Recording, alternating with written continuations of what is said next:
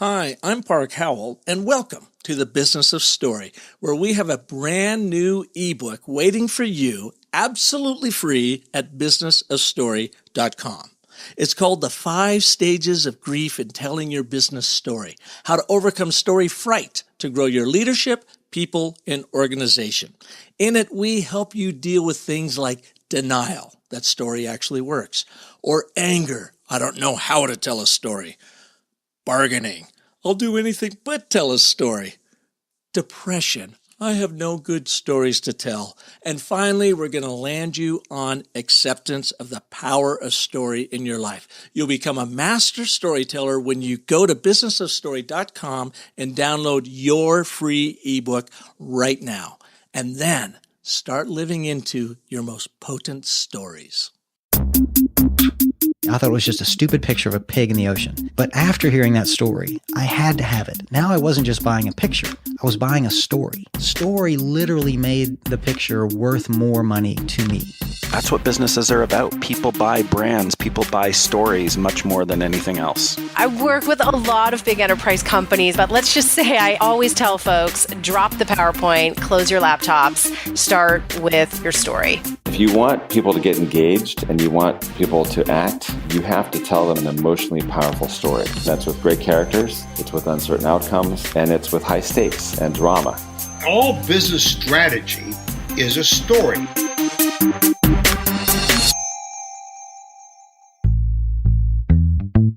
If you are a leader of a purpose-driven brand, then you appreciate the growing industry of sustainability. 57% of consumers around the world will buy or boycott your brand solely because of its position on a social or political issue, according to the 2017 Edelman Earned Brand Study, with 30% saying that they make these belief-driven purchase decisions more than they did just 3 years ago. But many brands are still struggling with how to tell their corporate social responsibility narratives and their stories of sustainability because they're too often focused on their efforts rather than their outcomes. Remember, your brand stories are not about what you make, but what you make happen. So we invited on today's show one of the top brand storytellers who wrote the book on ways purpose-driven organizations can practice and share their good work. It's called Green Giants, How Smart Companies Turn Sustainability into Billion-Dollar Businesses. Joining us today is Freya Williams, CEO of North America for Futerra, an independent global change agency that helps unlock sustainability as a multi-billion-dollar opportunity.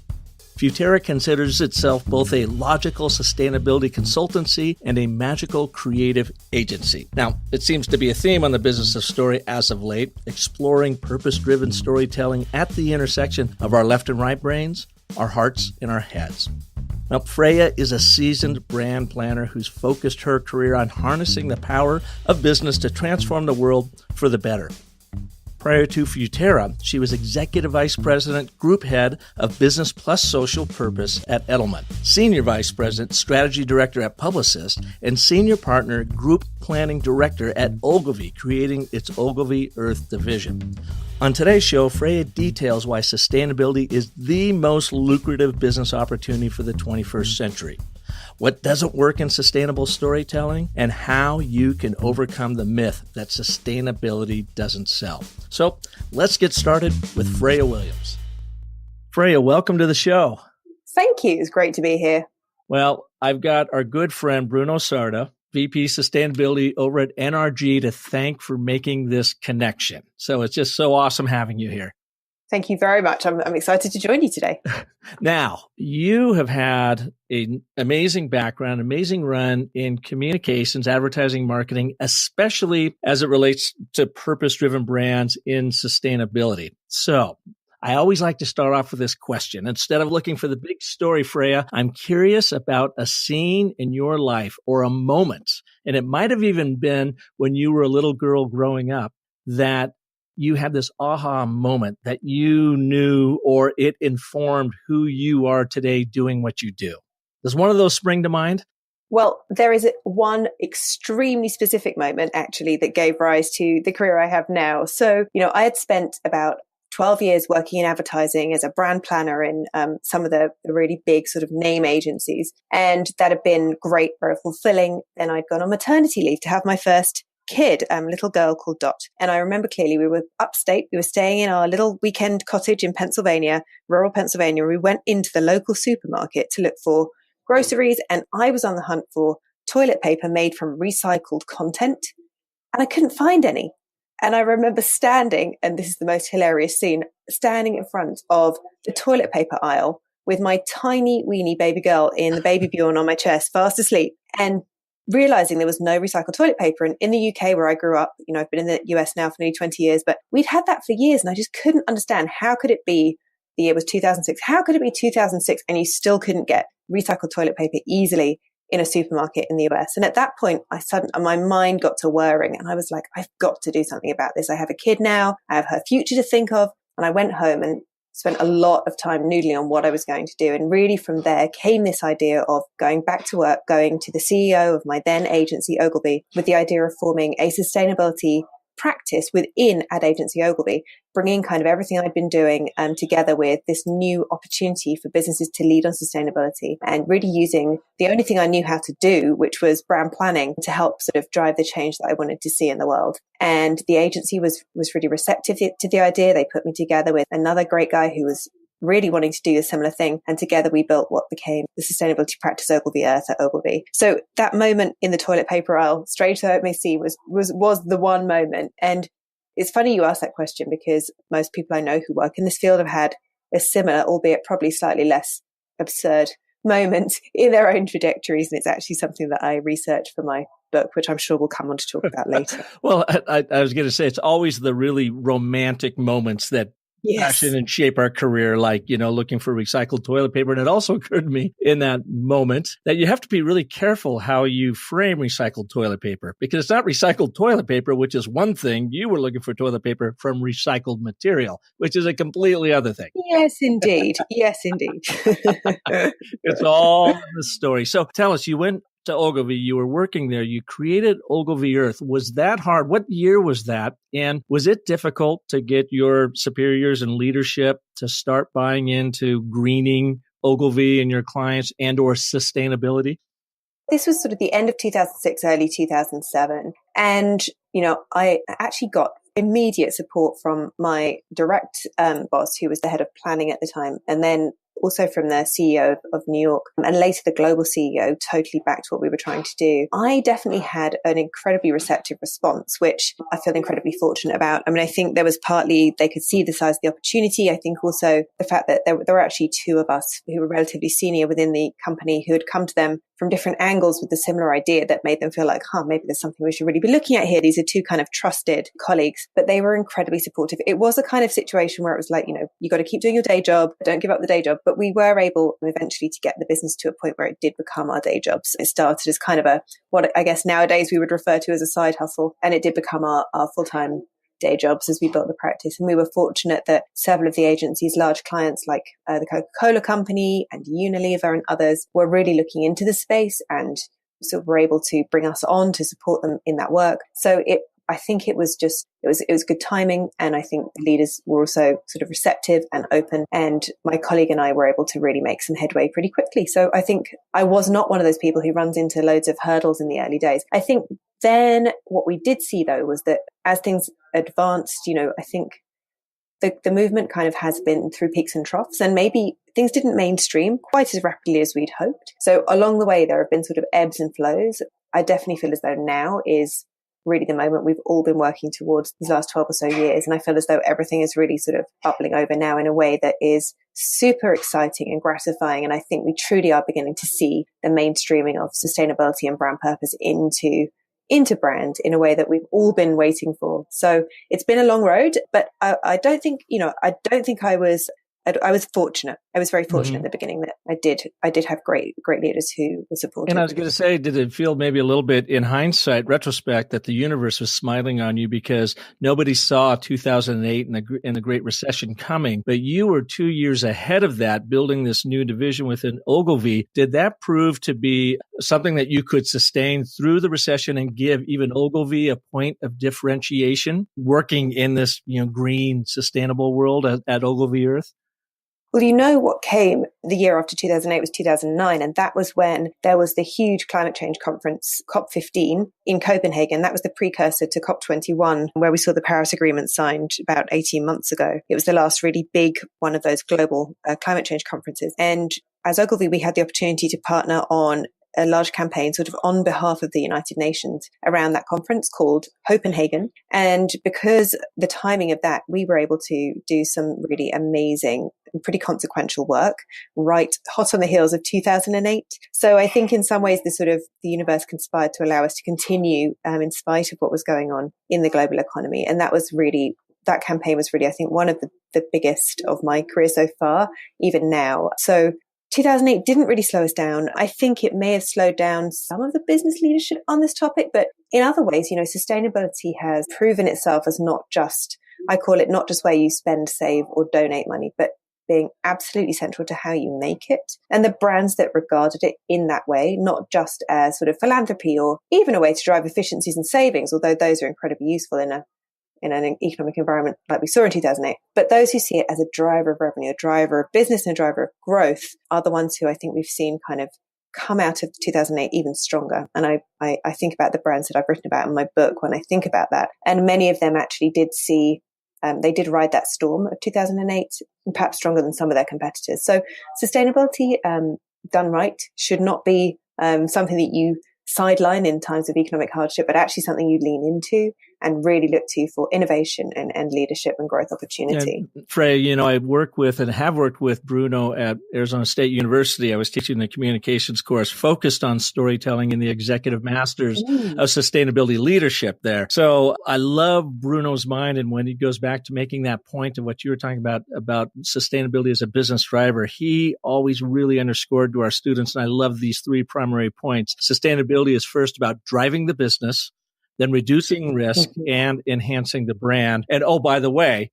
what you do in sustainability and the impact, lessening the impact on the planet, the earth, the environment, and social work is the output. It's what it's all about. But first and foremost, use business as the vehicle to have this kind of impact. So my question to you is, Ogilvy Earth was one of the real first groups, communications firms that tackled this. And the Copenhagen campaign, by the way, is absolutely sensational. What do you feel in campaign creation around sustainability about how you use storytelling to demonstrate the actual human impact companies are having, or how they can impact that impact through a more sustainable leadership lens?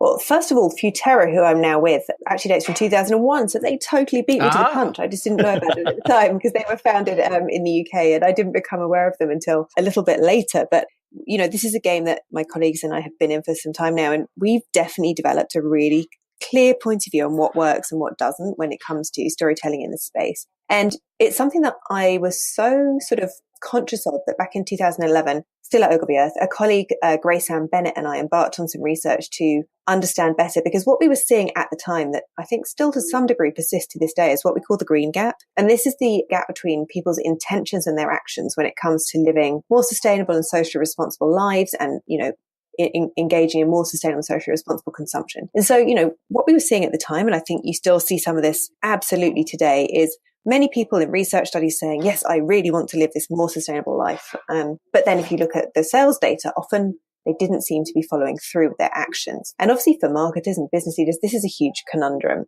And it was leading to this kind of what I would like to call a myth that sustainability doesn't sell. So we really wanted to understand why. And the reason I'm telling you this now is because one of the things we learned is that marketers were getting it all wrong. The messaging around sustainability that we so often see is not just sort of benign but ineffective. It's actually super counterproductive. It's a lot of it historically is driven a wedge between the people whose behavior we want to change and the actual behavior change. Why is that? What are they doing that's driving that wedge? Well, it's It's complex, but basically what they're doing is, in a bid to differentiate through sustainability, everybody does the same.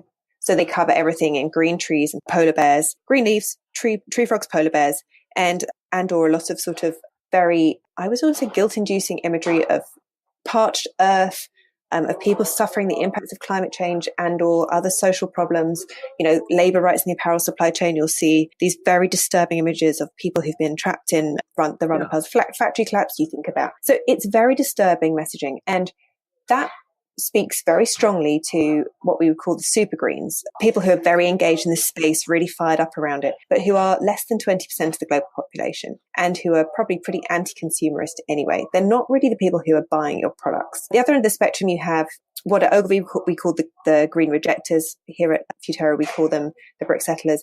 These are people who engage in sustainability, social responsibility through a lens of me, my family, very, very close to home, hyper-local, but are much more focused on what's going on in their community, their PTA, their church group, than they are about things like polar ice caps melting on the other side of the world. So, and speaking about being polarized, and so is it safe to say that these folks are more on the right side of just... Yes, typically so. And these two groups, the Green Pioneers and the Brick Settlers, have a pretty sort of argumentative relationship. They really can't see easily eye to eye. And a lot of the sort of noise comes from that debate. But actually the group that many overlook is the middle. So the mainstream consumer that makes up 66%, for example, of the US population is the person who's really driving the bulk of most brands' consumption. And these consumers don't want to be edgy and green. They're very sort of turned off by anything that feels too aggressively political.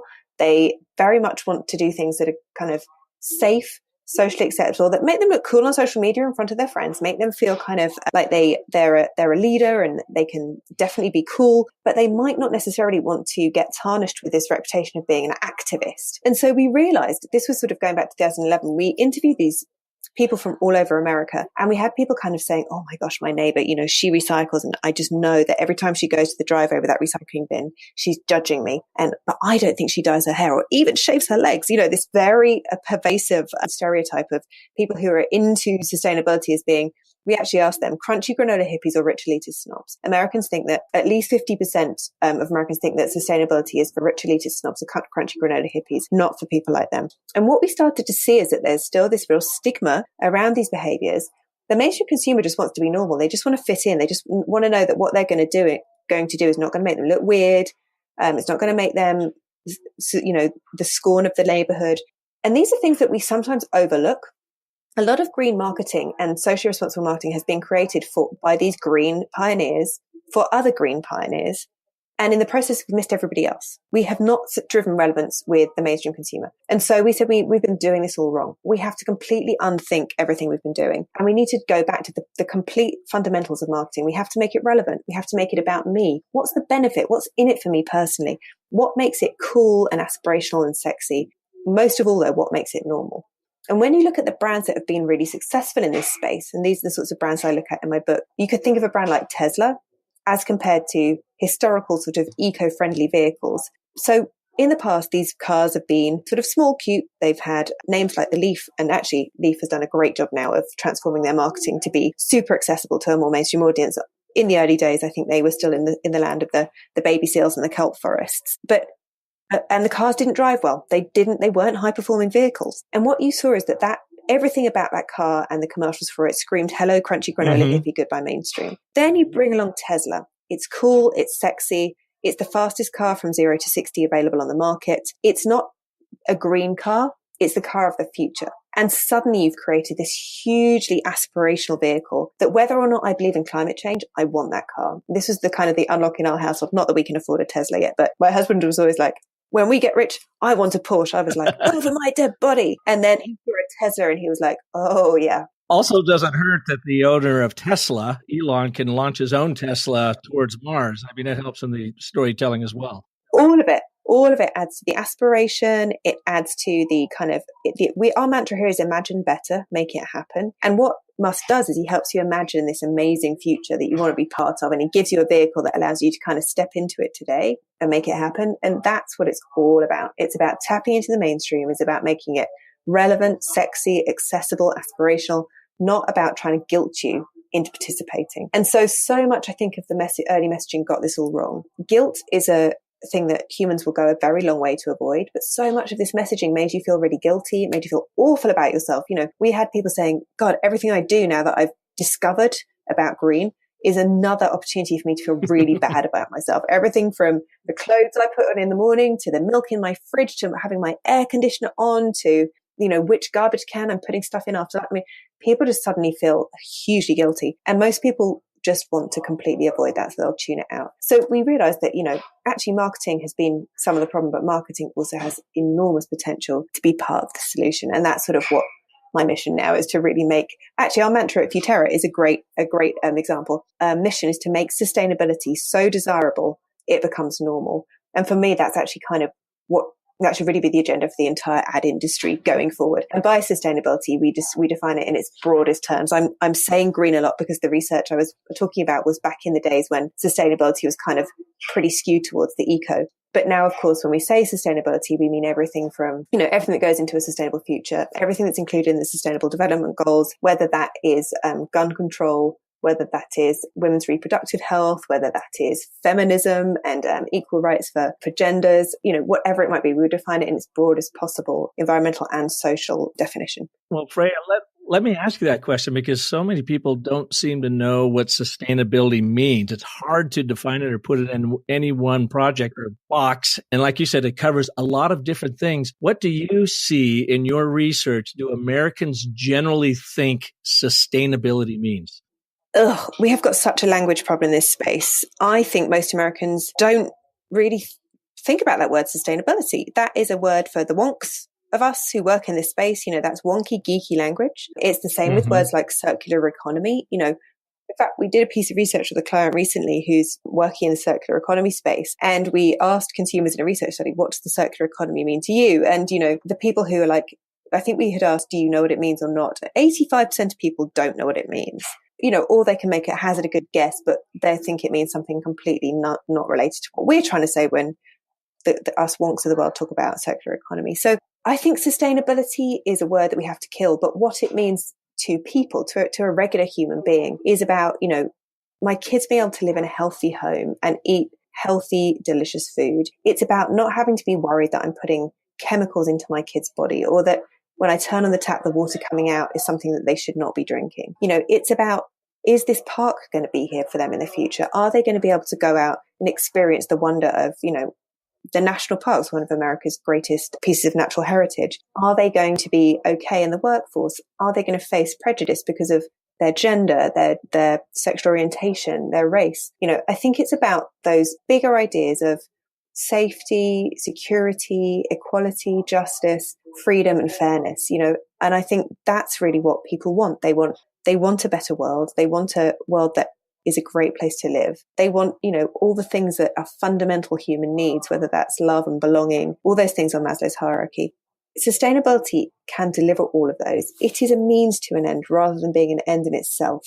For us, when we're all in our everyday orientation is just, we're all Americans, right? I am actually an American, believe it or not. We have a passport. I'm proud of that. So that's really what it's about. And I think it's about aspiration and sexy and cool and innovation and the future. When you think about brands like Tesla or Nike's Flyknit shoe, another brand I look at in my book. So we always say, ask not what your consumer can do for sustainability, but ask what sustainability can do for your consumer. With apologies to JFK, because we spend a disproportionate amount of our time as a sustainability community trying to argue the consumer into caring. But what we should really be trying to do is see the world from their point of view and show them what's in it for them. And vamping off of JFK, since you pulled it up, the moonshot. So much about sustainability is the amazing technology and innovations that are being created through renewable energies, what Tesla's doing and so forth. And yet it seems like few people tell that story about, as we are looking to make, more efficient solar panels and batteries and launching Teslas to Mars, what we're actually learning in the process, much like NASA or exactly like NASA when we sent a man to the moon and return him safely home again. All of the technology that was born from that. How come there's not more storytelling around the advancements and the innovation that sustainability research and development is actually bringing to us to make our lives better?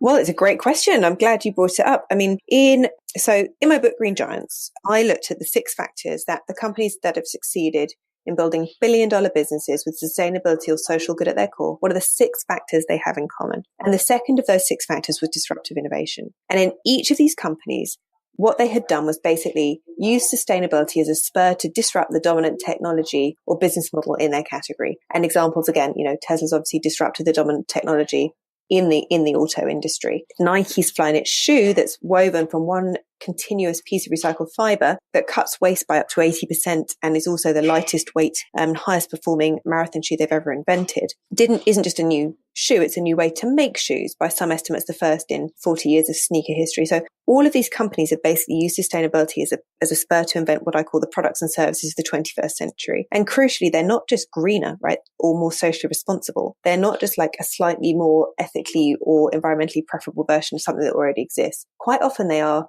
completely disrupting the category. And many of the categories out there, the dominant technology is 100 years old. Until the light bulb revolution that's still sort of, I guess, underway, that was a technology invented by, I think, Alexander Graham Bell over 100 years ago. And you could say about the internal combustion engine and so on and so on. So it is time for change. Humans are hardwired to seek progress. And I do think that message is wildly underleveraged as a way to make sustainable products exciting and aspirational. Because particularly when we look at that mainstream group, that middle group, or what we call here at Futerra gold prospectors, they are all about the cool, the new, the sexy, the modern. What's going to look good on social media? What's going to make me look like I know exactly kind of what's happening? And also, what's going to be rewarding to me? What's going to really give me the same buzz that I'm getting right now from the conventional product? And I think this narrative of innovation, of the future, of imagining better is absolutely one of the dominant themes that we should be focusing on. Because I agree with you. I mean, I think one of the big things that's due for an overhaul is the naming in, for example, the solar industry. We tend to use quite soft language, renewables and clean. Meanwhile, the other, the more conventional power companies have got very powerful American language on their side. Framing and words really matter. How could we reframe that industry as innovation, disruption, the power of the future, but American power, not sort of this thing that these weirdo greenies are trying to infiltrate our system with, but something that we as Americans can own and feel super proud of because we're creating it in our own backyard. In some cases, literally in our own backyard or our own rooftop. It's homegrown American power. So I think there are so many opportunities here to rethink how we are positioning the things that we're trying to make popular and the things that we're trying to mainstream so that they can compete effectively with more traditional models. The truth is that humans, while we are hardwired to seek progress, we also, many of us, do find change difficult.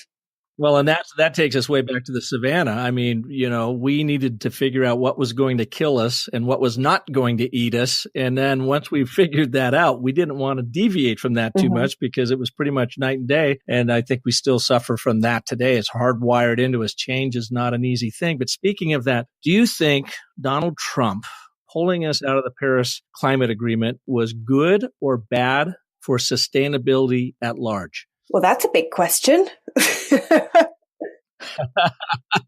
And yeah, because I think it was actually good and people look at me sideways. And the reason being is, a story is only as good as its villain is bad. So what has he done? He essentially, the quote unquote leader of the free world in America, now takes a stance directly opposed to virtually everybody else in the world. And then what happened? It ignited brands like Nike and others to step in and fill that void, where I'm wondering, in your experience through your work, has it actually made companies become more activists in renewables and sustainability? Because we now have leadership in Capitol Hill that is trying to turn us away, and they're saying, wait. We all have too much at stake. We actually have to step in. It's a really tough one.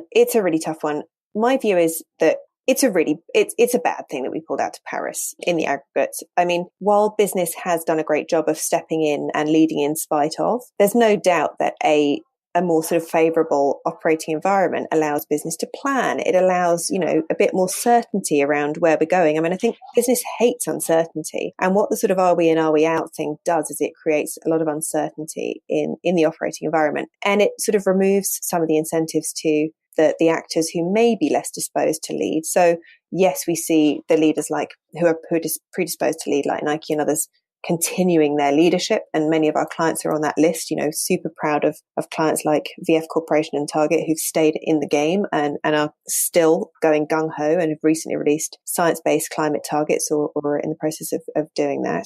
And I'm thrilled that business is taking such a leadership role in this and is almost a de facto regulator when it comes to climate. But I mean, there's no doubt that the leadership vacuum from the US on climate isn't good, not only for US and for the world. We're not the only country right now with a volatile political environment. And if the less well-disposed actors choose to band together to sort of put the brakes on global progress, perhaps they can do that. We're so used to the US sort of doing the right thing. It's really disturbing when I think it's only us and I think maybe Syria who are no longer in Paris. I mean, do we really want to be in that company of one? So I think that while there has been a lot of really encouraging stuff coming out of that decision, that we are going to continue moving forward. The nonprofits in this space are doing incredible work. We are still there is huge momentum still happening, and people like Mike Bloomberg are really jumping into that leadership vacuum. But it would have been a lot easier if we had stayed the course. The day that we got in, I will never forget when we heard that I was watching it online and I couldn't believe it. When it was, yes, we're doing it. We're doing the Paris Agreement. And when that thing was passed, I mean, the tears, the jubilation for it then to all be unwound. And, people I know personally who've put so many years of their lives into achieving that, for it to be unwound in such an unceremonious fashion. Mm-hmm. But anyway, I'm a fan of Paris and I wish it was still in place in the US. It is a big punch in the nose, no doubt. And I'm just wondering how brands can actually take advantage of that and step up and take a leadership role. So let's go back to your book, Green Giants, How Smart Companies Turn Sustainability into billion-dollar Businesses. You said there are 6 things they do. Number 2 in that list was disruptive innovation. Can you take us through a couple of the other things, or all 6 of them, if you would, of what you found that these companies are doing to not only make a huge difference on the planet, but also to drive business and give their people a better place to work? Well, these companies are really fascinating. I mean, what I had felt, and the reason I felt the need to write the book, was because I think sustainable business leaders and the sustainability community, we really believe this is the business opportunity of the 21st century. But when I came to sort of try and put the business case together, I found that often it wasn't strong enough. We may be talking about efficiencies and savings, but what the mainstream business world wants is revenue and top line growth. We might be talking about in the future business will, your board is wanting to know about is real money right here, right now. In addition to that long-term, sure. And I just thought we needed a really much more compelling way to tell our story. So really, at the end of the day, this whole idea of green giants and the companies that have built $1 billion was a story about sustainable business. And I was trying to create a new frame for sustainability in business, saying, forget everything you think you know. This isn't just about doing the right thing. This is the smart thing to do. This is $1 billion opportunity. Do you know where your next $1 billion is coming from? I don't. So here's a thought. Why not look into this? And I was able to look at these companies who have built $1 billion businesses through business models as varied as, Tesla with the electric vehicle, Nike by reinventing the way shoes are made. Chipotle was in there. I know they've had some wobbles lately, but the way they had sort of disrupted the fast food industry to bring us fast casual that was more sustainable and healthy. We have Natura in there, the Brazilian beauty company that empowers female entrepreneurs in its value chain and also sources many of its raw ingredients from from indigenous Amazonian communities and so on and so forth. So these are incredible companies. They're really dynamic companies that, as the data show, kind of are often outperforming their competitors. Unilever's in there. Their purpose-driven brands are growing at twice the rate of their conventional brands and have delivered more than 50% of Unilever's growth 3 years in a row now, I believe. You had GE with Eco-Imagination, a strategy that's made them $180 billion over 10 years. So all told, there are these just incredible business lines that are creating so much value. And so my first order of business here was to say,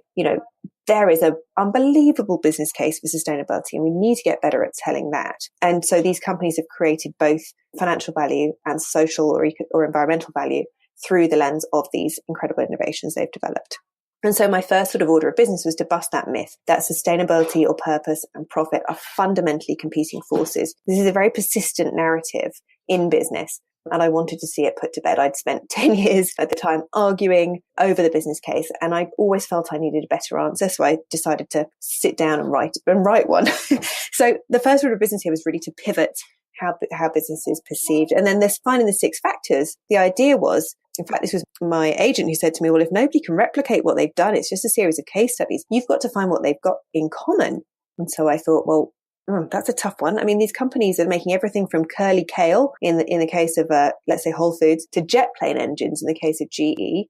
And they're headquartered all over the world, everywhere from sort of Japan to North America to South America. And some of them are B2B and some of them are B2C. And what if they didn't have anything in common? But I was able to find these 6 factors.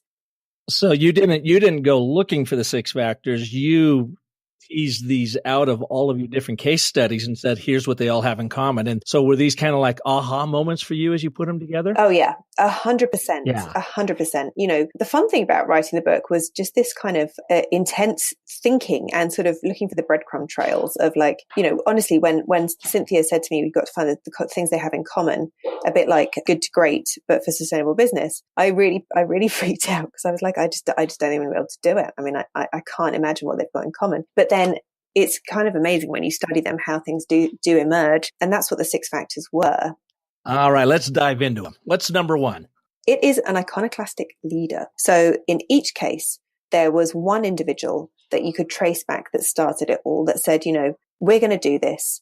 Often they did it in the face of a lot of sort of protestation from the people around them. You know, oh, you're going to sink the business. This is crazy. This isn't what we do. And they sort of said, well, we're going to do it anyway. And what's interesting about these characters is that in 7 of the 9 cases, these people who I'm celebrating for their leadership on sustainability and social responsibility did not have that in their job title. In fact, in 7 of the 9 cases, it was the chairperson or CEO. Only 2 of them were chief sustainability officers. So that was pretty interesting. So are you talking like a Ray Anderson of Interface? Elon Musk of Tesla? Or Exactly. Paul Polman of Unilever, the Steve Ells, the founder of Chipotle, and so on and so forth. All the same big names just keep popping up, and there seems like there's a handful of them since the book has been released and just through your work. Are you seeing more people stepping up and coming into the limelight, if you will, or the green light, if you will, of sustainability? Definitely. I mean, we have folks that we work with who are doing that. You know, I'm really proud of some of the clients that we work with and how they're stepping forward. And you've recently seen companies like L'Oreal stepping out. You've seen the new CEO of Interface launch Climate Take Back, which was a piece of work we had the opportunity to support them with. Our clients, some of our other clients have not yet come into the limelight, but we know they're gearing up to do that. I had the opportunity a few years ago to work with Mars Incorporated on their sustainability strategy in the early days. They launched that last year, and their CEO, Grant, was front and center in that launch and was a completely fresh voice in the space. So we are absolutely seeing new people coming to the table. Of course, the big conversation always in these sustainability gatherings is we need more Paul Polmans. You know, he can't do everything. And we're definitely seeing that, but there is so much more room at the top. So absolutely, you know, so eager to see more people stepping out. And I do think actually, if you consider the issue set quite broadly, I do think one of the byproducts of the past sort of, I guess, is it 18 months now of the current, or not quite, of the current administration, we have actually seen CEOs coming out quite a lot on different issues. So we've had some, you know, recently, you think about gun control, you had the CEO of Dick's Sporting Goods coming out to talk about what they were going to do about the guns that they were or were not going to sell. So I think with each of these sort of issues that's come up and that's burst onto the public consciousness, we have really started to see that new CEO as activist. And I think it's incredibly powerful. And the past 14 months, you know, you did ask, has pulling out of Paris been a positive thing? I do think in some ways the sort of the new public response to some of the things that people are either happy or unhappy with in public discourse, we definitely have seen way more CEO leadership on social issues and environmental issues. And that has been, I think, a really positive thing. These are people with so much credibility who really have also so much responsibility, and seeing them step into this role, leading not just their own organizations, but being willing to take a stance to lead culture and lead the debate for change is necessary and a very positive development. So there's never enough of them, but yes, we're seeing more. And there have been 8 green giants added to the list actually as well since the book was published. Oh, that's awesome. Yeah. So there's growth. And of course, we need leadership in there to turn the boat so we, you know, can grow the industry. Number 2, you've already talked about disruptive innovation. And what's interesting to me about that is that's not something crazy, you know, unique to the sustainability world. That's just good business. Anybody is disruptive innovation. But so you're seeing that play into the same mindset in sustainability. Yeah. I mean, you can't build $1 billion business with a slightly greener version of something that already exists, right? You can build $1 billion business off the back of some kind of incredible category disruption. And that's exactly what these leaders have done and these companies have done. What company has surprised you the most with their disruptive innovation? Again, you talk about Tesla, Nike, they're always right up there. Is there someone we haven't heard of that even since maybe the publishing of your book that you've seen that's doing some really interesting things? Well, some of the things that I love that are going on are sort of what I call the next billions. These are the up and comers, the brands like, Everlane or Warby Parker or Sweet Green.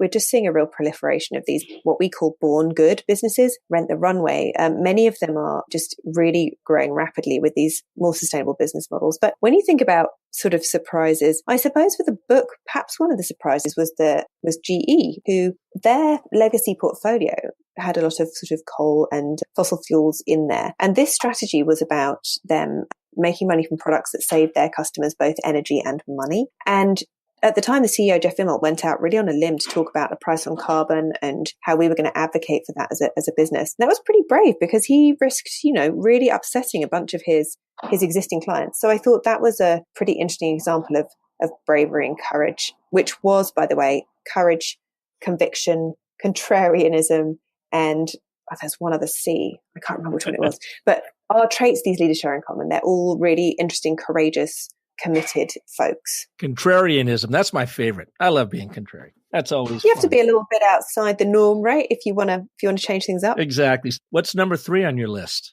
That's a purpose beyond profit. And so each of these companies has the higher purpose. They're not just there to create shareholder value, but they've identified a bigger purpose. And I don't just mean sort of a consumer emotional benefit. I'm talking about truly a bigger role in society. So you could think about IKEA, who I haven't mentioned yet. Their purpose is to create a better everyday life for the many people. So that was really all about democratizing design and making good, sustainable products affordable to everyone. Or you think about Unilever, making sustainable living commonplace, and that's not their sustainability strategy. That is their corporate purpose. That is why they exist and why everybody who works there gets out of bed every morning to go make sustainable living commonplace. So this purpose was a common factor. And what's fascinating is that these companies identify what I call the purpose paradox. And this is the surprising fact that companies that have a purpose beyond profit are actually more profitable than those that pursue profitable alone. Who would have thought? But purpose is actually a tool to drive profits.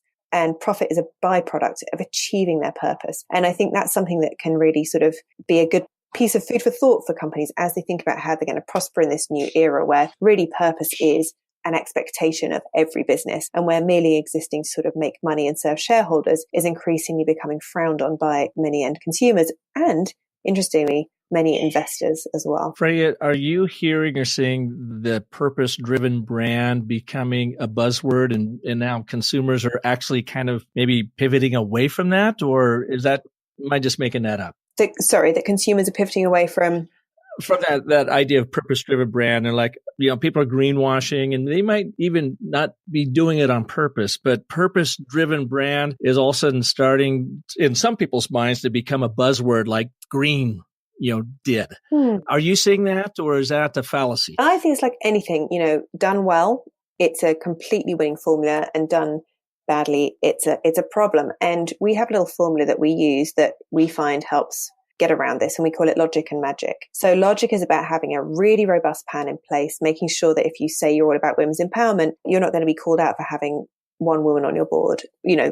If you're going to say that we're green, you better have the evidence to prove it. If you're going to be, and so you get the picture. So logic is all about having that robust plan in place. And then magic is about the storytelling that goes with it. And where brands get into problems is where they have the magic. They have this great Super Bowl commercial about gender equality, but they haven't done the due diligence on their business. They haven't got the logic to back it up. They don't have, that proverbial gender representation on the board. There's a 30% gender pay gap in their business. Maybe there's 0 women working in their executive suite, whatever it might be. So brands get into trouble where they're all magic and there's no logic. The converse is a little different. Often brands do have a robust story to tell. They have the logic, but they're either scared to tell the story because they're worried about retribution and backlash, or the advertising is just not very good. And so both the logic and the magic have to be excellent. That's actually what we do as a company. We work with companies to make sure that you've got really robust logic and really enchanting magic, which is where the storytelling piece comes in, to make sure that you land right and that you don't fall foul of the BS detector that is certainly very alive and well in the consumer world now. Oh, it's hyper-focused, isn't it? Can you give us an example of a brand that has stubbed their toe either on the logic side or the magic side? And just maybe, they had all the best intentions as well, but it just didn't play out for them. I suppose one that was quite public last year during the Super Bowl was, and, I don't think I'm saying anything that other people haven't said, so I don't think I'm sort of calling names, but Audi did this absolutely amazing commercial about, a dad watching his little girl driving go-karts and thinking about, would she have the same opportunities as a man? It was really powerful. It was one of the best ads in the Super Bowl. And as you know, Super Bowl ads are not cheap. But then some commentators sort of pointed to the fact that Ford was really light on female representation. They did not have good gender representation in their own senior ranks. And so they ended up being really heavily criticized for that, because you're sort of championing women's empowerment and at the same time you're actually, perhaps not walking the talk. And I think those are the kind of examples that we see. And there's also going to be the examples where there's like debate over was it legit or not. So I think the point is what you've got to do is get a really strong story, have a clear point of view, and then be willing to back it up with action. Only then can you go and speak about it in the court of public opinion. But I really hate the way sometimes that we get this backlash and it can get really overblown, because what I do hear a lot is brands being nervous to go out there, because even if they have got a good story to tell, because they've seen this kind of, it's shark infested waters out there, right? And they're worried that if they do go out, even with a good story to tell, that somebody will pick holes in it and they'll end up in being the subject of either the latest presidential tweet or the latest social media sort of backlash. They'll be the next Keurig having their coffee machines burnt live on TV or whatever it is. So I would like to see a more welcoming environment for business, because what we can't afford is what we call green hush or ethics hush. That's the opposite of greenwash, where we start to see brands just simply not doing this at all for fear of retribution, because that is definitely going to drive us backwards. So let's, we have to be sanguine. We can't celebrate people who aren't doing anything, but those who are really trying to do the right thing, who are humble but go to market with a really robust plan in place, we've got to find a good way to welcome them, celebrate them and applaud them so that they want to do more and encourage them to aim even higher. It's a delicate balance. It is a delicate balance, and it does go back to that leadership, doesn't it? Having that iconoclastic leader that is willing to put their story out there, even if they do get the pushback on it, and willing to fight for what's right, I guess. And I know that costs money, time, energy, and all that, but if we're really going to get over this, those are the kinds of brands and companies that we need, that not only have a good story to tell, are willing and have the courage to tell it in a beautiful, magical way, and then be ready to take on the doubters and the deniers and proof out what they're doing. And even though, That's the right. other thing, Patagonia's done a beautiful job of this, is that we're not perfect. We're learning as we go. Their Footprint Chronicles is a good example of they're just saying, full disclosure, here's what we're learning about sustainability and what we're doing about it. We're not perfect. We know we have areas we still need to grow in, but at least we're doing something about it. Come on, we'll take on all takers. It just seems like we need more of that too, across the board. Absolutely. Although one thing I would say about Patagonia, which I love because I am a green pioneer, is they are an activist brand, and they may do a brilliant job of engaging the swath of consumers who love their stance. They will also be alienating some people, right? And they know that, and they are totally okay with that. So there's also finding the right role for a brand. So some brands are activists, others are more unifiers, and those kind of brand personalities and sort of archetypes are going to inform how you go to market. But my belief is that every brand can find a voice on a social or environmental issue, as long as it's in keeping with who they are. And that doesn't mean that, if you're a brand that doesn't speak in an activist voice and you don't want to go out there all guns blazing on gun control or, bathroom policy, maybe that's not the right place for you. But there is a place for every brand, and every brand can find an authentic voice that's credible for them, that brings their consumer along. And sometimes it's the least likely brands who can make the most difference. The brands who are speaking to a super green niche who are already converted are doing yeoman's service, no doubt. But it's when you get into the really mainstream brands that serve the heartland of America that I get the most excited, because, they truly have the ability to drive change at scale. Yeah, absolutely. As we were talking about Patagonia, I looked up on my call sheet here real quick. I had Vincent Stanley, the director of philosophy, on this show 2.5 years ago. He was actually show number 3. So he was a green pioneer on the business of story. And he was just such a gentleman, talking about how they captured their story and shared it with the world, that it was just so much fun. And so bookending him with you right now in your new book, it's fairly new, I guess. When did Green Giants come out? Been out a couple of years, right? It has, yes. I mean, the has. time has flown. It's been out for over 2 years, so I'm going to have to get on with the next one. Well, we went through the first 3 of your 6. We're going to hold those other 3 things that you found in common for the brands and have our listeners get your book so they can figure out what that is. And what I'd like to close on today, Freya, if you could give us a couple of ideas from a storytelling communication side, that magic that you make happen, what should brands consider when they're trying to tell their story?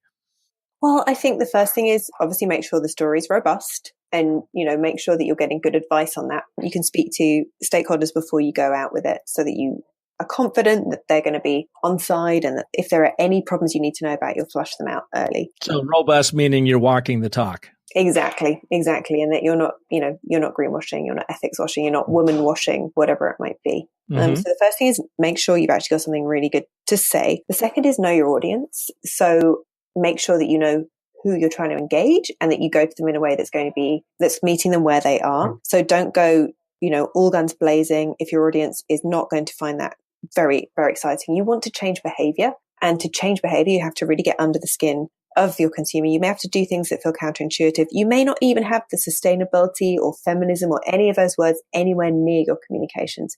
I often say sustainability or social purpose is a desired outcome, not necessarily the message. So sometimes you have to reserve or resist the urge to want to get the credit for everything you're doing and focus on what is actually going to drive the change, what's going to get people to really want to buy this product, change their behavior, deliver the change, and then you get to talk about it on the back end.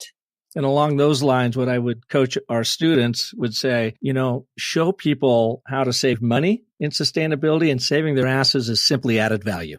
So it's the outcome. Yes, exactly. Well, and we say, it's the benefit. What's the benefit? The benefit of the benefit of organic food, for example, might be fresher, juicier, tastier, healthier. The benefit of more eco-friendly home cleaning products might be, a floor so clean your kid can lick it, or, it's a healthy, safe, happy home.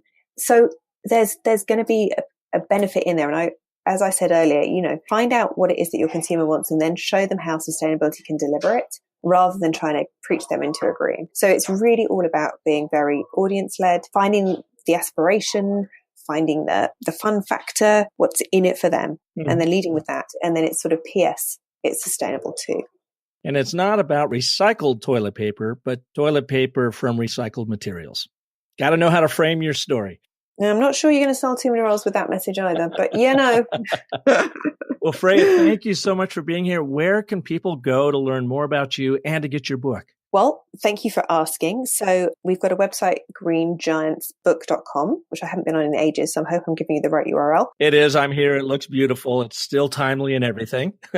Designed by my awesome designers at Futerra, and that's wearefuterra.com to find out more about our work and see some examples of the logic and the magic in action. So some good case studies on there. And then you can always reach out to me through hey@wearefuterra.com. hey@wearefuterra.com. hey@wearefuterra.com. Got you. And finally, do you have any big campaigns or a big campaign that's launching anytime soon that our listeners should be paying attention to, knowing they're coming from you?